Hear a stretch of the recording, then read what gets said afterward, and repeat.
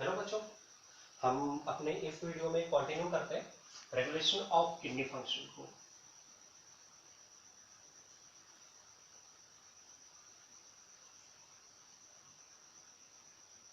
ठीक है, इस टॉपिक के फर्स्ट पार्ट में हम देख चुके थे कि किस तरह से एडीएच जो है वो इफेक्ट कर रहा है किडनी फंक्शन को। ठीक है, अब यहाँ पे हम देखते हैं कि किस तरह से जे जो है, ठीक है, वो एक्ट कर रहा है और किडनी फंक्शन को रेगुलेट करने का काम कर रहा है। ठीक है, अब अगर हम जे की बात करें तो जे का पूरा नाम क्या है? जक्सा ग्लोमेरुलर apparatus। ठीक, इसे हम बोलते हैं जक्सा ग्लोमेरुलर apparatus। ठीक, अब देखो, अब थोड़ा सा देखते हैं। जक्सा ग्लोमेरुलर apparatus जो है ये जनरली तीन स्ट्रक्चर से मिलकर बना हुआ है। कौन कौन से? एक JG cells, second macula densa and third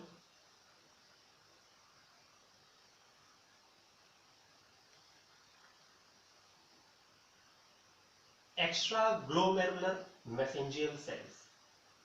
ठीक है, हालांकि जब आप किडनी का स्ट्रक्चर पढ़ रहे होंगे तो वहां पे जीजी ये पढ़ोगे। ठीक है, तो मैं थोड़ा सा एक रफली आइडिया दे देता हूं कि ये तीनों हैं क्या। ठीक है, अब देखो क्या हो रहा था कि बोमेस कैप्सूल में, है ना, एक ब्लड वेसल एंटर करती है। ठीक है, कौन से? That is efferent arteriole.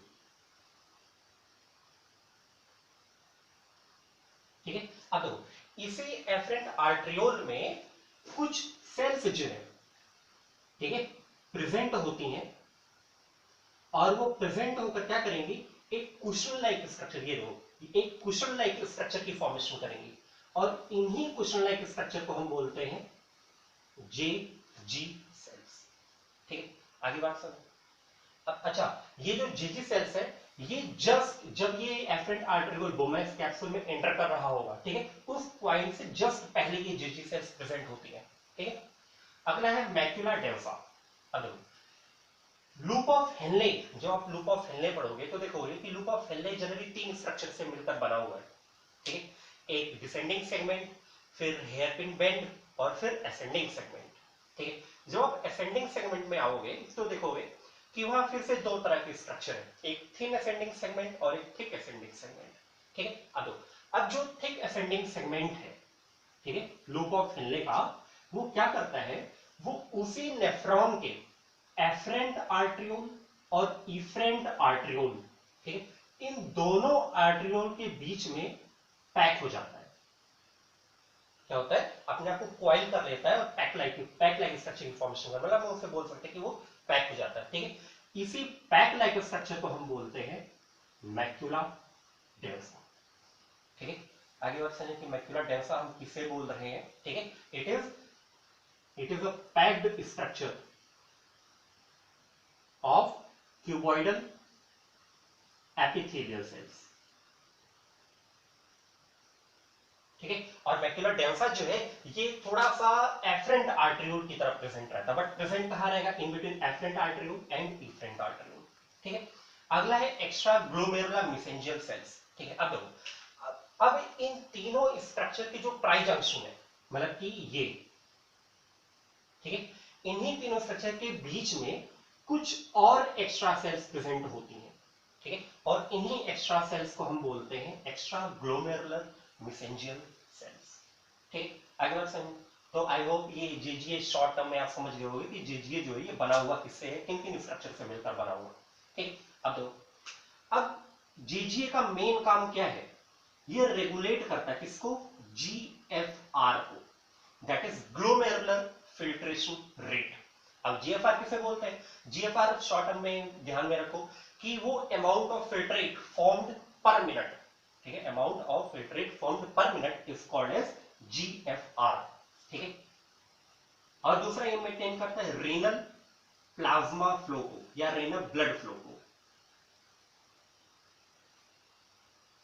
ठीक है, मतलब amount of blood flow per minute is called as renal plasma flow in both kidney. ठीक है, आगे बात समझ। अब देखो, अब ये जो GFR होता है, ठीक है, ध्यान में रखो, ये डायरेक्टली प्रोपोर्शनल होता है रीनल प्लाज्मा फ्लो का। मतलब कि जितना ज्यादा रीनल प्लाज्मा, जितना ज्यादा ब्लड जो है, जितना ज्यादा ब्लड का अमाउंट किडनी में एंटर करेगा, उतने ही ज्यादा GFR होगा। ठीक है, आगे बात समझ। तो ये छोटे छोटे पॉइंट्स है। अब हमारे लिए इंपॉर्टेंट है जेजी सेल्स। ठीक है, अब देखो, जो जेजी सेल्स हैं, ये स्पेशल टाइप के हार्मोन को सिंथेसाइज करते हैं। कौन सा? रेनिन। ठीक है, ध्यान में रखो, जब ह्यूमन फिजियोलॉजी पढ़ रहे होगे तो जनरली दो रेनिन आपके ध्यान में आएगा। एक RENIN जो पार्टिसिपेट करता है डाइजेस्टिव सिस्टम में, और एक है RENIN, ठीक है, जो है किडनी में। ठीक है, अब देखो, रेनिन जो है ये सिंथेसाइज होता है किडनी में, और किडनी में कहा इन जेजी सेल्स, और वहीं पे स्टोर रहता है इन फॉर्म ऑफ प्रोरेनिन। ठीक है, ये जेजी सेल्स में सिंथेसाइज होगा और वहीं पे स्टोर रहेगा इन फॉर्म ऑफ प्रोरेनिन। ठीक है, आगे बात सुनो। अब देखो, रेनिन जो है ये एक्ट करता है on a specific plasma protein, on a specific plasma protein. कौन से प्लाज्मा प्रोटीन? अल्फा 2 ग्लोबुलिन, या इसे ही हम बोलते हैं एंजियोटेंसिन। ठीक है, और इसी का दूसरा नाम है, एक नाम और है रेनिन सबस्ट्रेट। ठीक है, आगे बात समझ। तो रेनिन जो है ये एक्ट करेगा किस पे? एंजियोटेंसिन पे, और उसके साथ मिलकर एक सिस्टम की फॉर्मेशन करता है जिसे हम बोलते हैं रेनिन एंजियोटेंसिन सिस्टम। ठीक है, रेनिन एंजियोटेंसिन सिस्टम। अब इसी सिस्टम के साथ अगर एल्डोस्टेरॉन, इसी सिस्टम के साथ अगर एल्डोस्टेरॉन भी कंबाइनली एक्ट करने लगे, तो अब हम इस सिस्टम को बोलते हैं renin angiotensin aldosterone system, that is रास। ठीक है, आगे की बात समझिए किस तरह से ये RAS एंड RAAS बन रहा है। ठीक है, रेनिन जो है ये एंजाइमेट प्रोटीनेशियस एंजाइमेटिक हार्मोन है जो जनरली बना हुआ है 340 अमीनो एसिड का। ठीक है, आगे बात समझ। एंजियोटेंसिन जो है ये एक ब्लड प्लाज्मा प्रोटीन है जो प्लाज्मा में ही ब्लड में ही सिंथेसाइज होता है, वहीं पे सिक्रीट होता है। ठीक है, आगे बात समझ। आगे देखते हैं।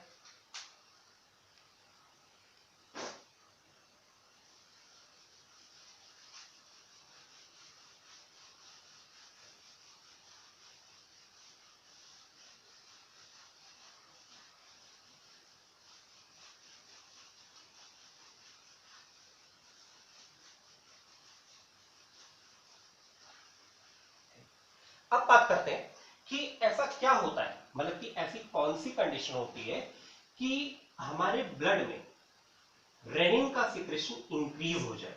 ठीक है, तो ध्यान में रखो, जब भी ब्लड प्रेशर लो होगा, ठीक है, जब भी ब्लड प्रेशर लो होगा, जब भी ECF का वॉल्यूम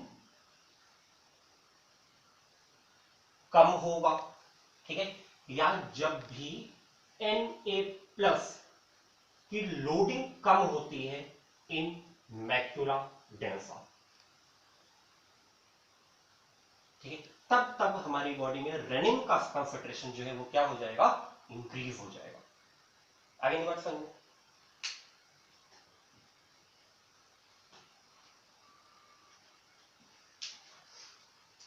आगे की बात समझो। अब देखो, अब बात करते हैं एंजियोटेंसिन की।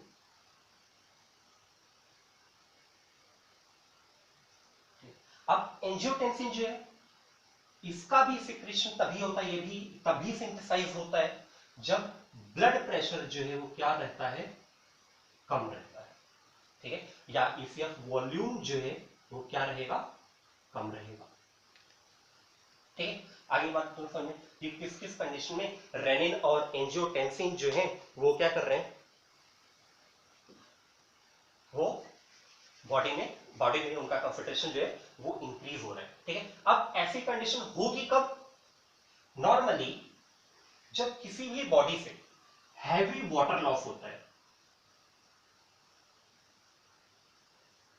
किसी बॉडी से हैवी वाटर लॉस होता है तो रेनिन और एंजियोटेंसिन सिस्टम एक्टिव हो जाते हैं, ठीक है, मतलब कि रास जो है वो क्या हो जाएगा, एक्टिव हो जाएगा, ठीक है।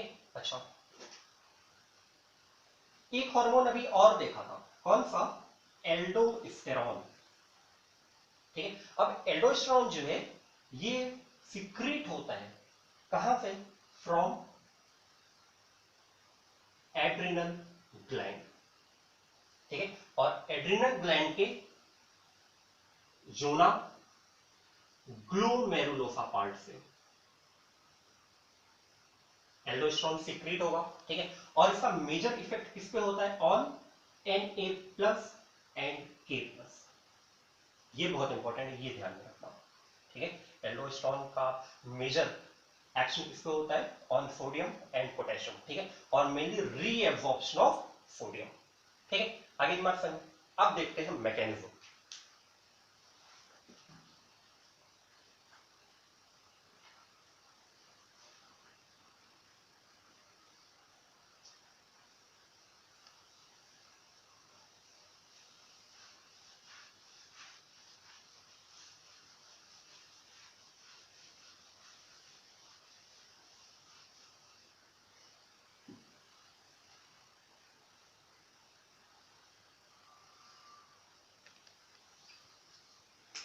अब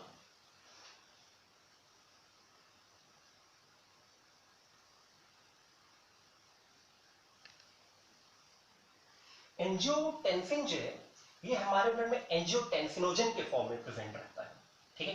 अब क्या हुआ कि बॉडी में जो है ब्लड प्रेशर ये डिक्रीज होता जा रहा है, मतलब कि ईसीएफ वॉल्यूम जो है वो क्या होती जा रही है, डिक्रीज होती जा रही है। ऐसा है, वो क्यों रहा है, ड्यू टू वाटर लॉस, ठीक है। तो क्या हुआ कि जैसे ही बीपी लो होगा, इसका वॉल्यूम लो होगा, decrease loading of Na plus होगा, ठीक है, ये क्या होगा, रेनिन का सिक्रेशन स्टार्ट हो जाएगा, ठीक है। आगे की बात समझ, अब देखो, अब जब रेनिन का सिक्रेशन स्टार्ट होगा तो ये क्या करेगा, ये एंजियोटेंसिनोजन को एंजियोटेंसिन 1 में कन्वर्ट कर देगा, इसमें कन्वर्ट करेगा, एंजियोटेंसिनोजन को एंजियोटेंसिन 1 में कन्वर्ट कर देगा, ठीक है। आगे बात समझ, अब देखो, अब एंजियोटेंसिन 1 जो है, ठीक है, ये कुछ खास काम नहीं करता, ठीक है, ये फिजियोलॉजिकली इनएक्टिव रहता है, ठीक है।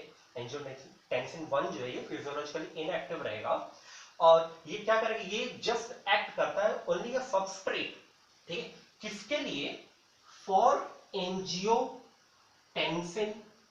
2, ठीक है। अब देखो, ये एंजियोटेंसिन 2 में कन्वर्ट कब होगा, जब एंजियोटेंसिन कन्वर्टिंग एंजाइम, जिसे हम बोलते हैं एस, ये रिलीज होना होता है, स्टार्ट होता है फ्रॉम लंग्स, ठीक है। तो एंजियोटेंसिन कन्वर्टिंग एंजाइम जो है, ठीक है, ये रिलीज होगा और ये क्या करेंगे, ये एंजियोटेंसिन 1 को एंजियोटेंसिन 2 में कन्वर्ट कर देते हैं, ठीक है। अब एंजियोटेंसिन 2 जो है ये हमारी बॉडी का most powerful Na plus retaining hormone है, ठीक है। अच्छा, अभी थोड़ी देर पहले बताया था कि एल्डोस्टेरॉन जो है इसका मेजर एक्शन क्या होता है, वो सोडियम के रिडक्शन में भी पार्टिसिपेट करता है, ठीक है। अच्छा, वो सोडियम के रिडक्शन में पार्टिसिपेट तो करता है एल्डोस्टेरॉन, ठीक है, बट वो मेनली सेल में K प्लस के कंसंट्रेशन को रेगुलेट कर रहा होता है, ठीक है। तो इसीलिए एंजियोटेंसिन 2 को most powerful sodium retaining hormone बोलते हैं, ठीक है। आगे बात ध्यान में, अब एंजियोटेंसिन 2 जो है, एंजियोटेंसिन 2 का हर एक मॉलिक्यूल ज्यादातर 2 से 3 मिनट तक ही एक्टिव रहता है, ठीक है। एंजियोटेंसिन 2 का ज्यादातर मॉलिक्यूल जो होते हैं, मतलब कि एंजियोटेंसिन 2 का एक सिंगल मॉलिक्यूल वो 2 से 3 मिनट तक ही एक्टिव रहेगा, ठीक है। फिर क्या होगा, ये कन्वर्ट हो जाता है किसमें, एंजियोटेंसिन 3 में, और फिर एंजियोटेंसिन 3 जो है ये कन्वर्ट हो जाएगा एंजियोटेंसिन 4 में। अब ये कन्वर्जन कैसे होगा, इन प्रेजेंस ऑफ एंजाइम एंजियोटेंसिनोसिस,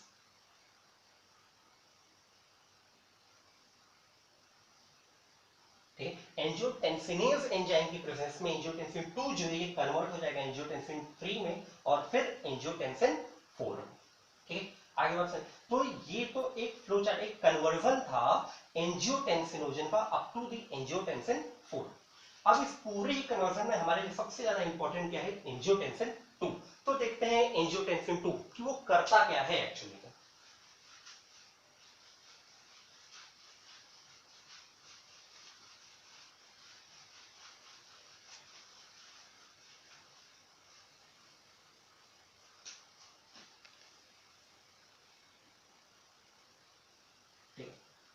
अभी एंजियोटेंसिन 2 को मैंने क्या बोला था, most powerful sodium retaining hormone. ठीक है,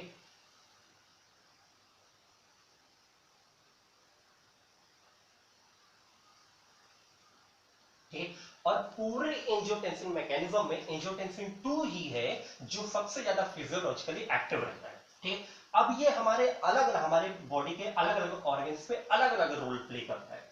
ठीक है, बट वो इसका मेजर फंक्शन यही है कि ये हमेशा क्या करेगा, जो ब्लड प्रेशर कम हो रहा था, ठीक है, उसको क्या करेगा, इंक्रीज करेगा। ठीक है, अब जो इसका पहला रोल देखते हैं ब्लड वेसल्स पे। अब एंजियोटेंसिन 2 क्या करेगा, जैसे जैसे बॉडी में ब्लड प्रेशर कंसंट्रेशन कम होता जाएगा, ठीक है, एंजियोटेंसिन 2 का सिक्रेशन जो है वो कंटीन्यूअसली इंक्रीज होता जाएगा। ठीक है, अब जैसे जैसे एंजियोटेंसिन 2 का कंसंट्रेशन इंक्रीज होता जाएगा, ये क्या करेंगे, ये ब्लड वेसल पे वैसोकॉन्स्ट्रिक्शन कॉज करेंगे। क्या करेंगे, ब्लड वेसल पे वैसोकॉन्स्ट्रिक्शन कॉज करेंगे। और जैसे जैसे वैसोकॉन्स्ट्रिक्शन होता जाएगा, बॉडी का जो ब्लड प्रेशर है वो क्या होता जाएगा, इंक्रीज होता जाएगा।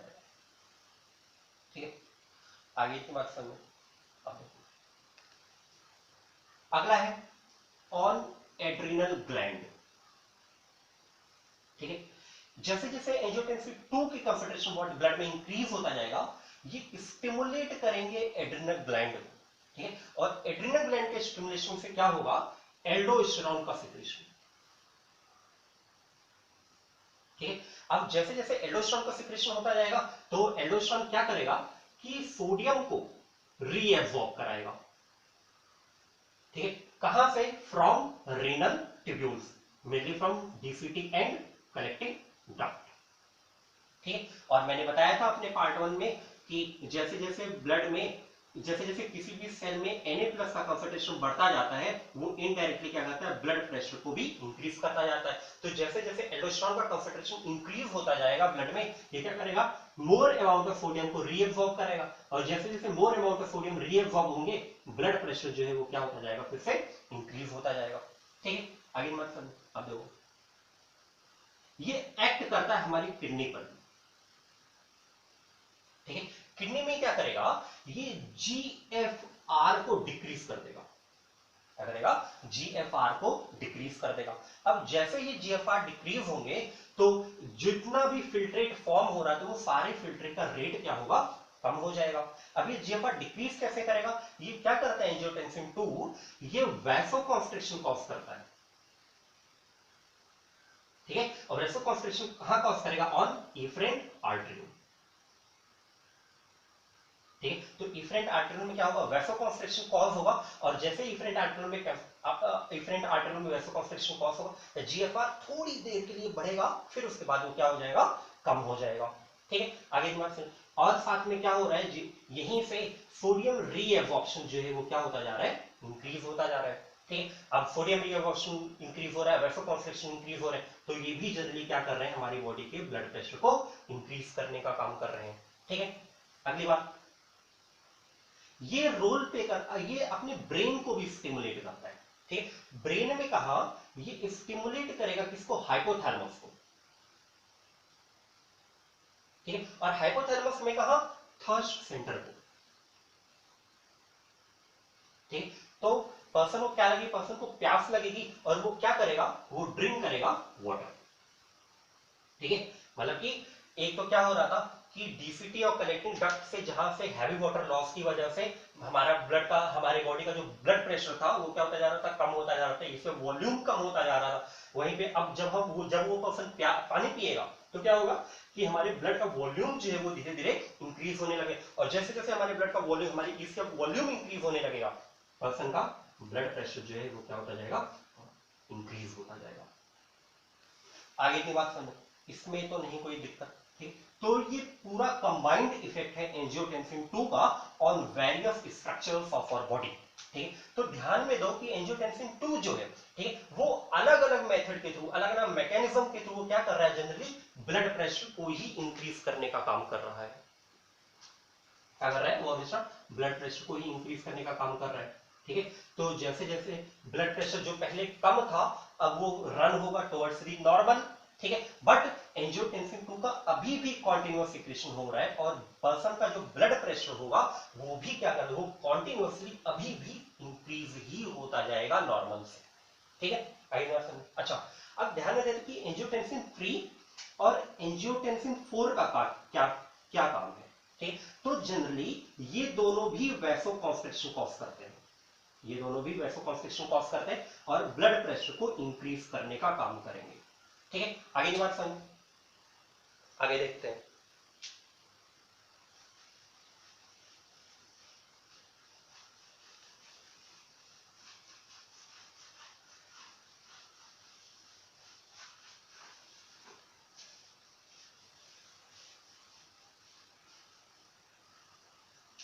ठीक, तो एक शॉर्ट फॉर्म में देखते हैं कि एंजियोटेंसिन 2 है, ठीक है। इसने पहला अपना रोल प्ले किया किस पे, ब्रेन पे। ये क्या करेगा, ब्लड प्रेशर को इंक्रीज करने का काम करेगा, ठीक है। आगे बात समझो, यही रोल प्ले करता है किस पे, किडनी पे। किडनी से ये क्या करवाएगा, water reabsorption and salt reabsorption, Na+ reabsorption, ठीक है। उससे भी क्या होगा, हमारा ब्लड प्रेशर जो है वो कंटिन्यूअसली इंक्रीज होता जाएगा, ठीक है। तीसरा, ब्रेन, ठीक है। ये क्या करेगा, यहाँ पे स्टिमुलेट करेगा हाइपोथैलेमस में प्रेजेंट थर्स्ट सेंटर को, और उससे भी क्या होगा, क्या लगेगी, पर्सन को प्यास लगेगी, ठीक है। वो वाटर ड्रिंक करेगा, और फिर क्या होगा, अभी भी ब्लड प्रेशर जो है वो इंक्रीज होता जा रहा है, ठीक है। आगे की बात सुनिए, तो एंजियोटेंसिन 2 जो है ये डिक्रीज्ड ब्लड प्रेशर को क्या करने का काम कर रहा है, नॉर्मल, और फिर उसके बाद वो कंटिन्यूअसली क्या करता रहेगा, इंक्रीज ही होता जाएगा, ठीक। तो अब ध्यान में दो कि हमारी बॉडी में रास सिस्टम जो है वो कंटिन्यूअसली फंक्शन कर रहा है, एंजियोटेंसिन 2 जो है वो कंटिन्यूअसली इंक्रीज होता जा रहा है, ब्लड प्रेशर जो है वो इंक्रीज होता जा रहा है। अब क्या होगा, यहां पे एंट्री होती है हार्ट की, ठीक है।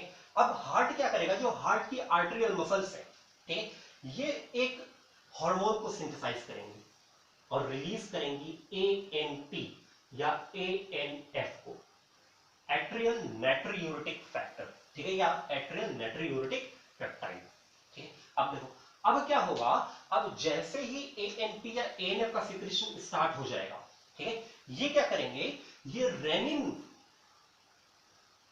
को इनहिबिट करेंगे, ठीक। अब जैसे जैसे रेनिन का इनहिबिशन होता जाएगा, ठीक है, तो जो एंजियोटेंसिन 2 की फॉर्मेशन हो रही थी, ठीक है, ये कैसी होती जाएगी, इनहिबिट होती जाएगी। अब जैसे जैसे एंजियोटेंसिन 2 की फॉर्मेशन इनहिबिट होती जाएगी, तो जो पॉजिटिव स्टिमुलस जा रहा था हमारे ब्रेन को, हमारी किडनी को, ठीक है, वो सब क्या हो जाएंगे, डिक्रीज हो जाएंगे, ठीक। और उनकी डिक्रीज से क्या होगा कि जो DCT और कलेक्टिंग डक्ट से, ठीक है, वाटर और सोडियम जो रीएब्सॉर्ब हो रहे थे, ठीक है, अब उनका रीएब्सॉर्प्शन बंद हो जाएगा और बॉडी से क्या होगा, मोर अमाउंट ऑफ फिल्ट्रेट की फॉर्मेशन होनी स्टार्ट हो जाएगी, मतलब कि GFR जो है वो क्या होता जाएगा, इंक्रीज होता जाएगा, ठीक है। अब जैसे जैसे वाटर और सॉल्ट जो है हमारी बॉडी से लॉस होते जाएंगे, तो जो एक्सेसिव ब्लड प्रेशर इंक्रीज होता जा रहा था वो अब डिक्रीज होकर कहां पर आएगा, normal, up to the normal, ठीक है। तो इस तरह से ANP या ANF जो है, ठीक है, ये ऑपोजिट वर्क करते हैं एज दैट ऑफ रास। आगे बात समझिए, तो ये था पूरा रास मैकेनिज्म, ठीक है, अलॉन्ग विद ANP और ANF, ठीक है। अच्छा, अब यहीं पे ध्यान पे दो आपने अक्सर अपने घर में सुना होगा या डॉक्टर से सुना होगा कि अगर किसी भी पर्टिकुलर इंडिविजुअल का ब्लड प्रेशर इंक्रीज हो रहा है, ठीक है, तो उसे बोलते हैं कि नमक खाओ, है ना, थोड़ा ज्यादा नमक खाया करो, ब्लड प्रेशर जो है वो मेंटेन रहेगा। तो हालांकि ये आपके सिलेबस में तो कंप्लीटली नहीं है, बट थोड़ा सा देख लेते हैं प्रैक्टिकल लाइफ से रिलेट करके। ठीक है, क्या हुआ कि किसी पर्सन का ब्लड प्रेशर जो है वो कंटिन्यूअसली इंक्रीज कर रहा था, ठीक है, उसने क्या किया, सॉल्ट अपटेक किया। ठीक है, अब क्या होगा कि जैसे जैसे जितना वो सॉल्ट अपटेक करेगा, जैसे एक्सेसिव कंसंट्रेशन ऑफ सॉल्ट वो अपटेक करेगा, ये क्या करेंगे, ये थोड़ी देर के लिए ब्लड प्रेशर को और इंक्रीज कर देंगे। ठीक है, मतलब जो आर्टेरियल प्रेशर होगा वो क्या हो जाएगा, वो और इंक्रीज होता जाएगा और इंक्रीज हो जाएगा। बट क्या होगा कि अब यहां पे ब्लड प्रेशर इंक्रीज होने की वजह से जो रेनिन का सिक्रेशन हो रहा था, ठीक है, वो क्या हो जाएगा, डिक्रीज। ठीक है, वो इनहिबिट हो जाते हैं। ठीक है, अब जैसे रेनिन का सिक्रेशन इनहिबिट होगा, एंजियोटेंसिन 2 जो है वो भी क्या हो जाएगा, डिक्रीज हो जाएगा। तो जो कलेक्टिंग डक्ट और सीडी से, ठीक है, जो वाटर का रीअब्जॉर्प्शन हो रहा था वो अब क्या हो जाएगा, रीअब्जॉर्प्शन होना बंद हो जाएगा और वहां से वाटर जो है वो हमारे मोर अमाउंट ऑफ फिल्ट्रेट की फॉर्मेशन होने लगेगी और धीरे धीरे क्या होगा कि ब्लड प्रेशर जो है वो एक्सेसिव से कहां होता जाएगा, अप टू दी नॉर्मल। ठीक, तो ये कॉन्सेप्ट है सॉल्ट इनटेक का, जो हम बोलते हैं कि ब्लड प्रेशर अगर बढ़ रहा है तो सॉल्ट खाओ। ठीक है, तो एक्सेसिव सॉल्ट कंजप्शन का मतलब है कि वो क्या करेगा, रेनिन की कंसंट्रेशन को क्या कर देगा, हमारी बॉडी में कम कर देगा। जैसे रेनिन का कंसंट्रेशन कम होगा, जितने भी सारे इफेक्ट एंजियोटेंसिन 2 की वजह से अपने एक्सेसिव कंडीशन में जा रहे थे वो सारे कैसे हो जाएंगे, सप्रेस हो जाएंगे और ब्लड प्रेशर जो है वो कैसा हो जाएगा, अप टू दी नॉर्मल। ठीक है, आई बात समझ। तो ये था पूरा रास mechanism and regulation of kidney function, ठीक है, थ्रू जीजीए, ठीक है, एंड थ्रू एएनपी और एएनएफ एंड थ्रू एडीएच। ठीक, तो ये रेगुलेशन ऑफ किडनी फंक्शन जो है ये खत्म हो चुका है। ठीक,